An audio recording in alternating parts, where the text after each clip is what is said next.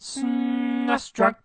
Over the past few years, the speedrun community has become a pretty major deal. It's a great way to look at older games in a brand new light, and there's tons upon tons of YouTube channels and Twitch streams dedicated to this, many of which go toward a charitable cause, which is pretty cool, like Awesome Games Done Quick. They have a ton of stuff on YouTube, go look for yourself. But yeah, there's worldwide leaderboards, subset communities dedicated to particular games. For example, there's a wiki for Yoshi's Island dedicated to pointing out glitches that can save you time, both for 100% runs or for any percent runs. So yeah, speedruns are ridiculously popular right now, so I thought it'd be neat to take a look at some of the best Super Nintendo games that lend themselves well to speedruns. Of course, any game can be speedrun, or is that speedran? I'm gonna start by very quickly addressing the most obvious of obvious games for speedruns, like Super Mario World, Yoshi's Island, any of the Donkey Kong Country games, any of the Mega Man X games, Super Castlevania 4, Contra 3. I mean, any game that consists of simply running to the right, beating a boss, and completing the level is going to make for a great game for speedruns. You don't need me to tell you that. I don't think the world needs some guy painstakingly pointing out why Super Mario World is a good speedrun game, but this wouldn't make for a very interesting video if I just left it at that. Look, I'm not saying I'm an expert on speedruns, far from it actually. I just thought this would be a good excuse to open up the comments so people could talk about what SNES game they like to speedrun the most.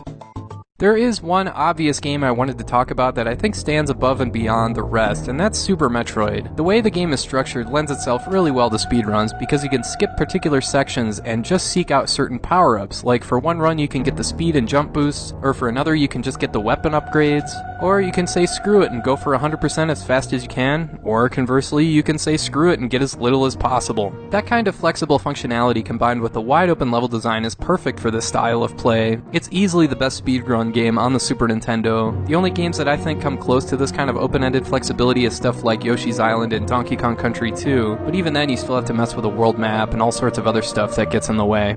And while we're here, real quick I want to address the Donkey Kong Country games, just to point out that the first game is by far the most speedrun friendly out of the three. The second game is too spread out, where you're moving in all directions, and the third game, well, you'd have to play as Kiddy Kong, and nobody wants to do that. The first Donkey Kong Country is the best for it because it's a lot more streamlined. The level design for the most part lends itself well to just sprinting straight through.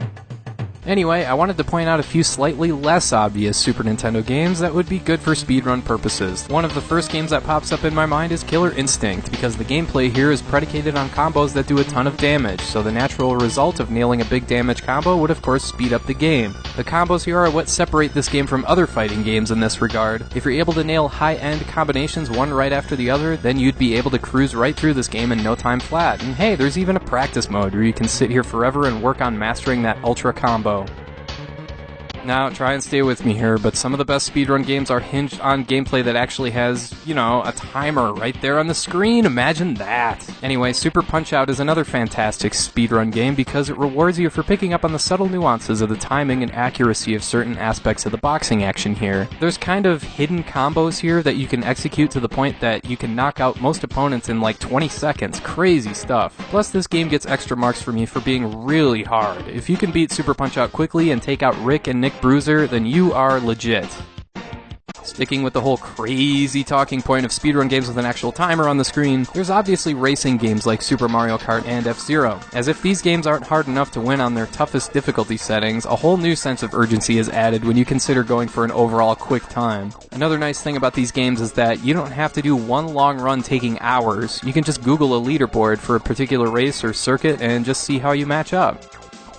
Next, I'll mention a game that's a little off the map, Umihara Kawase. This game only came out on Super Famicom, but it's available on Steam. It's open-ended puzzle platforming that has multiple paths available to complete each level. It's really well done, and it's also really freaking hard. Since it's on Steam, there's screenshots and times being posted every so often, so that's pretty cool. And while I'm on the subject of Super Famicom, there's two other games I've looked at in the past few weeks, Do-Re-Mi Fantasy and Twinbee Rainbow Bell Adventure, that are both well suited for any potential no-death run.